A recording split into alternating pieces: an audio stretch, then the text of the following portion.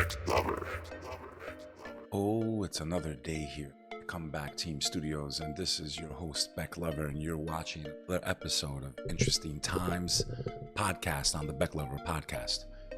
I'm actually on the road, and I finally got together a configuration where I can broadcast to you guys every day, no matter what. And that is my goal, to keep this going every single day. I want to apologize that it's been a little while since my last episode, and I know a lot has transpired over the last few days. Also, if you're watching this episode, you can watch it on YouTube, Spotify, Rumble, and you can listen to the audio version of this podcast anywhere podcasts are found. So I want to apologize a little bit for the image quality as I perfect my mobile recording studio. I'm actually broadcasting here from Cape May, New Jersey. It is the oldest beach town in America since the 1600s. Cape May is a beautiful Victorian town. They have buildings from the 1800s. It's a very historical town, and it's really considered the first beach resort in America. So I'm all the way at the bottom of the tip of the tail of New Jersey if you are listening or watching this show. Last night was a big night, so I'm going to jump into the headlines. Interesting times indeed. Last night, Elon Musk hosted Donald Trump on what was formerly known as Twitter, which is now known as X. There is a side of Twitter that was known as Spaces. It's actually social audio rooms that are hosted. And I was very big in that world. And some of the biggest hosts on Twitter Spaces are people that I actually used to host rooms with on another application called Clubhouse. First and foremost, I hope all of you subscribe to my X account. It is at Bek Lover NYC. I am now active on Twitter. I host spaces with some of the biggest content creators on Twitter. We curate rooms. I've hosted rooms with RFK Jr., Grant Cardone, many different people, and we talk about very interesting topics, current events, politics, religion, and you are allowed to participate. And a lot of times I am one of the hosts in those spaces. But getting back to this story, last night was really big in the sense that Elon Musk officially welcomed Donald Trump back onto the platform. There was over 1.6 million people listening live. I happened to be one of them. I noticed Tim Pool was in there, Alex Jones was, everyone and their mother that has a Twitter account that's paying attention to the politics of our country was in that space and listening to what Elon Musk and Donald Trump had to say. And everyone was looking forward to this thing with great anticipation. I got to be honest with you. I was very disappointed. I didn't find it to be what I thought it could be. And yes, they did talk about some interesting things, and I did listen to the entire broadcast, but I got to call it the biggest circle jerk in the history of social media. This was probably one of the most important moments on social media history in the last 10 years. First of all, Donald Trump coming back onto Twitter after he was ousted. Elon Musk made that happen. And from all of the different social media platforms, they have been the most lenient since he took over as far as allowing people to express their opinions. However, I know people were attacking me in the comments because I did post on my Twitter that I thought it was a massive circle jerk of just, you're the best, Elon Musk, and no, Donald Trump, you're the best. And they were just jerking each other for about an hour and a half, where nothing that I find to be important for all of you who think that Donald Trump is Jesus and he's going to save us. You either believe that there's an agenda to take over the entire world, and there's a group of people throughout the world that work collectively to make things happen the way they do, or you don't. I don't care if you're Republican. I don't care if you're Democrat. If you don't understand that there are 4 types of people: the idiot that has no idea what's going on in the world, doesn't care, probably doesn't vote, probably is not even here legally to vote. There's a Democrat or an extreme liberal, right? And there's different levels to being a Democrat. Same thing as being a Republican, different levels, far right, Republican, and and there's people that are believing that Jesus Christ himself is Donald Trump, and he's gonna get into office and save America and save the world. And then you have people that go as far as QAnon, who honestly at this point, guys, I think it's the biggest psyop in the history of psyops. But in any event, I would have liked to have heard. I mean, they spoke about, first of all, his assassination attempt. So they started with that. Then they started with basically, Joe Biden's horrible, he's weak, he's a joke, which I have to agree with.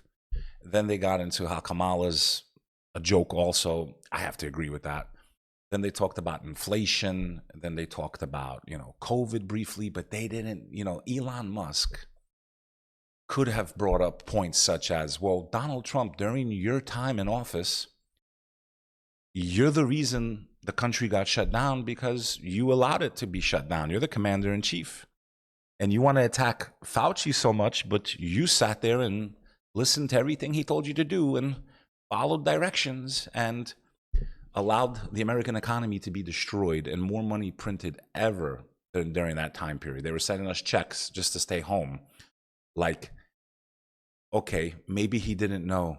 Maybe, he thought, hey, I have these people, I trust them, they're in their positions, and I should trust them. But now that all the truth is out about what's happened to us, that they funded this thing, that they created that place in China, you know what I'm talking about, in 2019. It's officially on the record. We have millions of people dropping like flies from the cure that they forced upon many of you. They didn't force, they tried to force me. I didn't take it, but you were stupid enough to take it because you don't have a backbone to fight back. So in any event, I didn't hear any of like what I needed to hear for me to believe the way some people believe that he's going to take down this evil network around the world and save humanity. And bro, at this point, I'm not hearing none of that from him. And for me, if they should have addressed these things, like, why did you allow people to be forced during Operation Warp Speed? Do you think it was a mistake? If you could go back now, would you have not listened to him? Would you have not shut down the country? Do you think what was forced upon the population, that if it's proven, which it has been, but publicly proven because most people are asleep, that these cures that were given to us that are causing so many problems and issues and even death in many cases, would you allow the American people to prosecute and go after these people and sue them for damages and all that other stuff? I just didn't hear anything. I'm gonna end these wars. How are you gonna end these wars, Donald? How are you gonna end these wars? And again, I want to make this clear. It's not because I'm trying to endorse Kamala. That's not even an option. That's not even an option. And I really don't believe we even have a fucking vote, because I think at this point the corruption is so deep that no one man or woman is going to save this country. And I'm not hearing what I need to hear from this guy to believe the way a lot of you believe, that he's this savior. He's going to take down this evil network. Like, no, like a lot of things that were created for that evil network happened under his watch.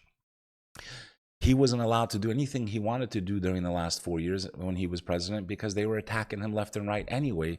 And even if he gets into office, the entire Senate and Congress, like, it's going to be a same repeat of the last 4 years, I promise you. I can tell you one thing, though. If he gets into office, Elon Musk is definitely going to have some type of position. Even though he already works for the government, you don't get control of the space program and not be working for them. Let's be real.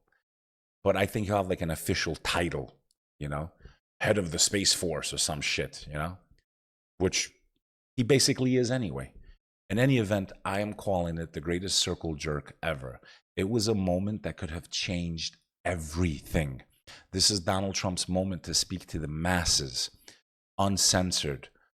Why didn't they get into the things that are so important, like how will you end the war in Gaza and Israel, and what's the permanent solution?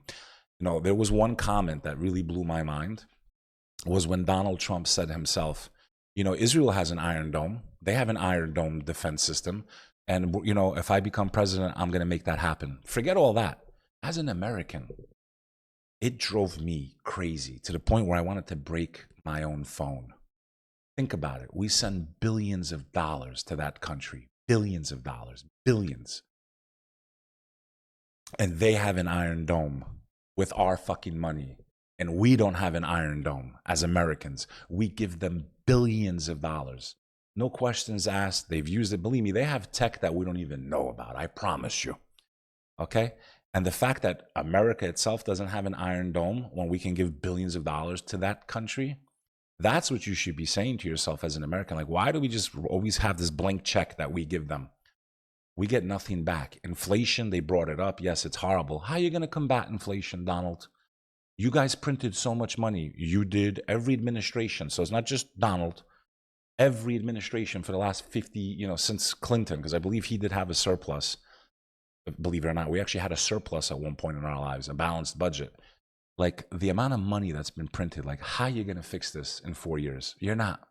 And there is no way out of this economic nightmare that is coming without some type of pain. And Americans are not ready to let go of their lifestyles and shopping on credit and living off debt. So when that debt stops, there's going to be a total collapse. I don't care how you look at it. There's just no way to print your way out of this. And if the BRICS system goes live in January and more currencies start, more and more countries drop the petrodollar, my friends, we're finished financially. A loaf of bread is going to be like a couple $1,000s. You think I'm joking? This is going to age really well. You'll see that yourselves. In any event, I want to just read some of the brief headlines since this is a mobile episode. So please forgive me, guys. It's my first time doing it, and I'm sorry I took so long to drop an episode. Trump is to sue the DOJ for over $100 million over Mar-a-Lago raid alleging political persecution. Is set to sue the Justice Department for $100 million in damages over the government's unprecedented 2022 raid on his Mar-a-Lago property in Palm Beach, Florida. Fox News has obtained Trump's memo claiming tortuous conduct by the U.S. against the president. Trump and his legal team intend to sue the Justice Department for its conduct during the FBI's raid on Mar-a-Lago on August 8, 2022. Judge dismisses Trump's Florida classified documents case, right? So he won that case, and now he's going to countersue and go after them for, I guess, harassment. Millions of people tuned in, and probably hundreds of millions of people are now listening to highlights and probably listening to the entire stream of Trump and Elon Musk on Twitter, also known as X Spaces. We are so close to World War III being a full-out hot war. We have news here from the USNI News. Naval Institute carrier USS Abraham Lincoln ordered to accelerate its transit to the Middle East. Guided missile sub USS Georgia going to CENTCOM. Okay.